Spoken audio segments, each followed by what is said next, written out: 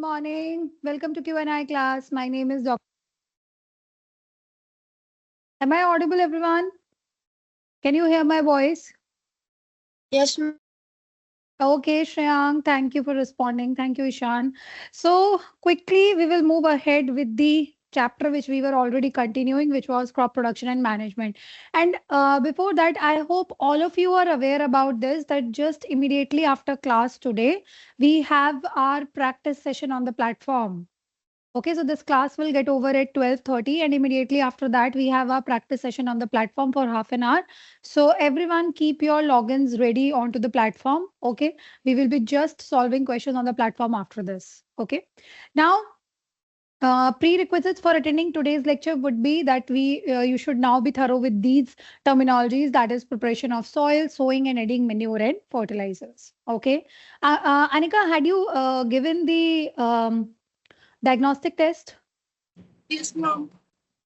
So using this same login, the phone number would be your login. Now instead of sign up, you have to go to login. Okay. So Ma'am, write your phone number. I did Okay, that we will only, ma'am. discuss. Wait, we will discuss this once we begin the session. Okay, so wait for now. At 12:30, we will talk about this. Okay. Okay, ma'am. Okay, so Dipti, we have noted down. I'll tell you how to log in into the platform. Okay. So for now, I think you people are thorough with these concepts. Any doubt from these concepts, anyone? Any doubts? Any doubts, anyone? Yes or no?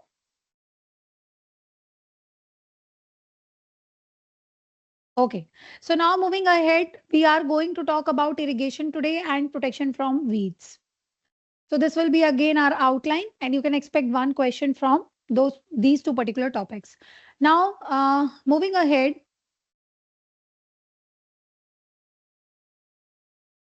Wait. Sound का conversation है? Sound को देखो madam. Shreyang, please mute yourself. Shreyang, please mute yourself. Okay. So basically, what does irrigation means? Okay. So see, you need water for several kinds of activities in your life, and also each and every organism present on the surface of Earth, the living organism, it requires water for its survival. Okay. So all living organisms, they need water to live, whether it is plants, whether it is animals, whether it is humans. So all sort of living organisms present on the surface of Earth, they need water for their survival. Now, water is essential for the proper growth and development of plants as well. And when we talk about plants, so each and every individual part of the plant, that is flowers, fruits, seeds, for everything, water is essential. Okay. Water is absorbed from where? So when we plant these seeds into the soil, so remember the animation which I had told you during the second lecture, that how do you get food on your table? So from farm to table, I had shown you one video. So basically when the seed germinates into a plant, the plant develops root. Now these roots, they will absorb water. Okay, so now these roots, they will absorb water. These roots, they will absorb water and eventually this water will be transported up to the various parts of the plant. So from where water is being uptaken by the plants, it is being uptaken by the roots. Now, along with water, so not only water, but along with water, mineral nutrients. So you have several types of mineral nutrients in the soil. For example, you have nitrogen, you have potassium, you have sulfur, you have phosphorus, etc. Okay, these different types of mineral nutrients and ions as well. All these type of mineral nutrients, they will get dissolved in water and also fertilizers. Yes. So in previous class, while we were discussing, okay, and in today's class, we would be more discussing about protection from weeds. Okay. Now, fertilizers, they were added after the planting of the seeds or during the initial preparation of the soil. These fertilizers, they do what? They enhance the growth of the plant. Okay, they provide or they replenish the soil with the missing nutrients. So once you mix fertilizers, once you mix manure with the soil, so how do these fertilizers are being uptaken by the plants? So these fertilizers also, which are rich in a particular nutrient, they will get mixed with the water and then these nutrients, see these are various mineral nutrients. You can see in roots, calcium, potassium, magnesium, sulfur, phosphorus, all these nutrients will then be uptaken by the plants. Okay, so now let me tell you this. I don't know how many of you know about plant tissues. Anyone of you know about plant tissues? Yes, ma'am. Xylem and phloem. Okay, anyone else apart from Ishan? Raise your hands if you are Ma'am, aware of plant tissues. Raise your ma'am, hands or can I give tell me a the thumbs up. description? Wait. No, Ishan, no. Just the name, okay? Okay. Themiz, Sai, Anika, Puvina, have you heard of plant tissues? Ma'am, Okay, we studied in so our last grade. you studied it in last grade. Okay. So basically what happens, see, there are two types of plant tissues present. Okay. There are two types of plant tissues present, xylem and phloem. Okay. Now, xylem is responsible for transportation of water. Okay. So, xylem is responsible for transportation of water in the plants, whereas phloem is responsible for translocation of food. Okay, so plant tissues have their own rule. So the movement of food inside the plants will take place through phloem tissues, whereas xylem tissues will be responsible for transportation of water. Okay, so this Ma'am, particular, yes, yes, Shreyank, who has ma'am, it's unmuted himself? Ishan. Ishan, yes, Ishan. Isn't the transportation of food through phloem called translocation of solutes? Translocation of, what was the question? Repeat. Solutes. Solutes. Solute, no. What's your question? See, solute can be anything.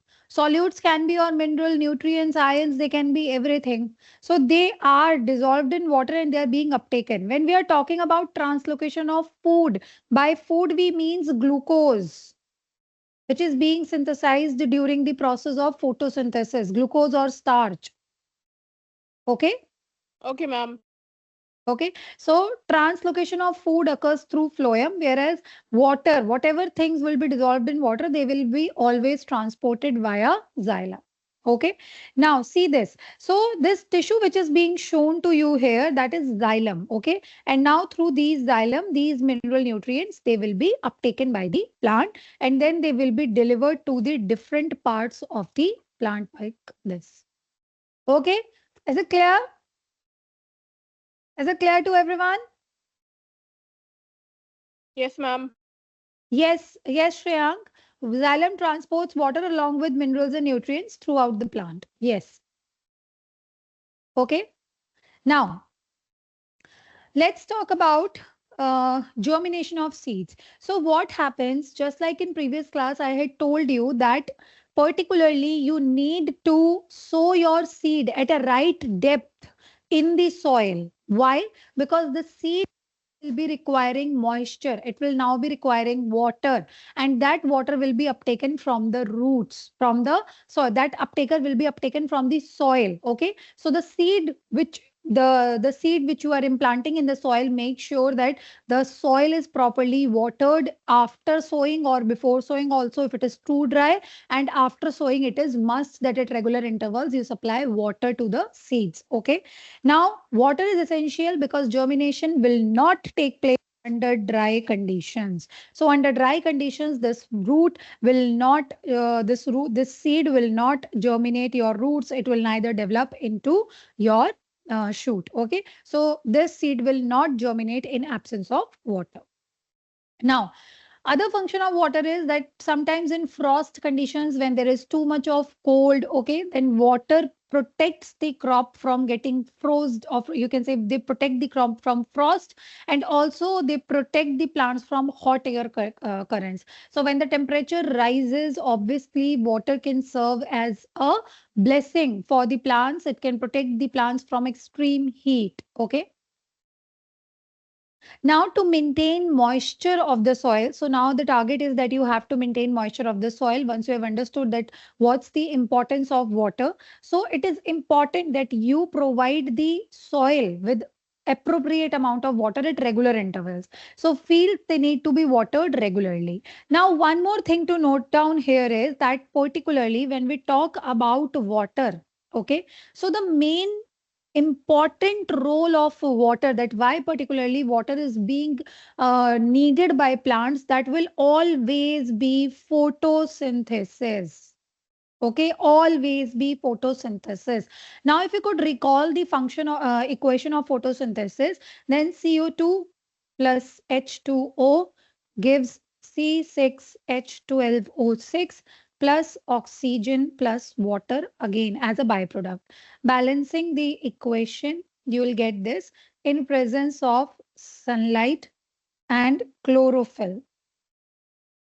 Okay, so this water is used as a raw material for photosynthesis.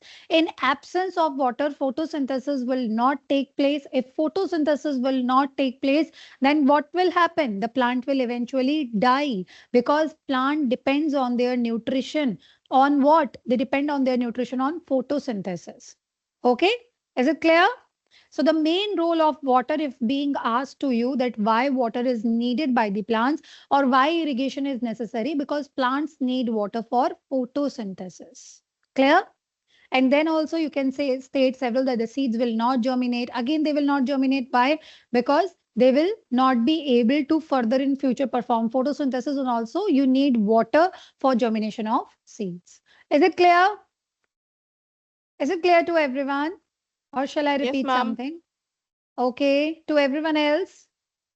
Shreyank, okay, Ishan, Chaitra, Sai, Puvina, Yes, ma'am. Sudipti, Anika. Okay. Now, Ma'am, I have a doubt. yes, please, Ishan. Ma'am, suppose in the deserts, how do cactus plants survive when there is no air, like humidity? Okay. First of all, these plants are succulent plants. Okay. Now, what happens particularly in desert conditions? The plants, they close their stomata, okay, to prevent the loss of water. It does not mean that they do not have water at all. They have little amount of water in comparison to the plants which are present in normal conditions. Okay, so they have little amount of water present, and they have a very special cycle going on in them, which is called as CAM. Okay, CAM cycle. So CAM cycle is a total different concept which is not discussed at this level, that is discussed at class 11th or class 12th level. So this CAM cycle, obviously we are not going to discuss it now, but succulents, or you can say that the plants which grow in too dry conditions like desert plants, so they have very little water, and they have devised a special cycle of photosynthesis which is called as CAM. Okay, so through that means they are able to conserve their water also and perform photosynthesis. Okay, Shan? Okay, ma'am. Okay. Now, irrigation. So, the supply of water to crops at different intervals. This is what is called as irrigation. So, now once we have understood the importance of water, so now water needs to be supplied at regular interval to the fields, and this is called as irrigation. Yes, Shreyank, so what happens? Yes, initially, first of all, that they have devised a special mechanism through which they can reduce the loss of water. Now, what happens? See, suppose you see a normal plant. Okay, this is a normal plant which is growing in a soil which has plenty of water. This is a normal plant which is going in your nearby areas. Okay, now see what happens. In presence of sunlight, there is continuous loss of water from the surface of leaves. Okay, from the surface of leaves, there is continuous loss of water because of sunlight. This is called as transpiration. Okay, now what happens when the plants are present in desert?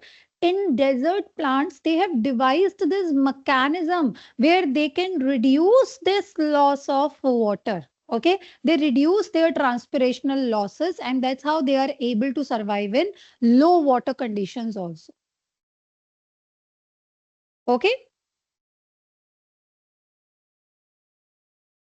now, so uh, time and frequency of irrigation. So now the question comes to you that who decides or what factors decide that when do we supply water to the plants? So it depends on the type of crop which you are growing. Okay. So different type of crops, they require water at different intervals. Now let's say, for example, when we talk about mustard. So mustard is a crop which can grow in very low water conditions also. You hardly need to irrigate 2 or 3 times in the entire duration of their cultivation. Okay. So different crops, they require different times or different types of irrigation depending on their nature, and also depends on the soil. If the soil is too dry, if the environment is too dry, the environment has a lot of heat in it, then obviously you need to replenish your soil with water every once in a while, so that moisture conditions can be maintained to the plants. Okay. So you can see the ideal condition, however, is that you plant, you provide water to the plants in the morning and in the evening. So most of you must have heard this even in your household gardens, that whenever winter approaches, we just water the plants once a day or hardly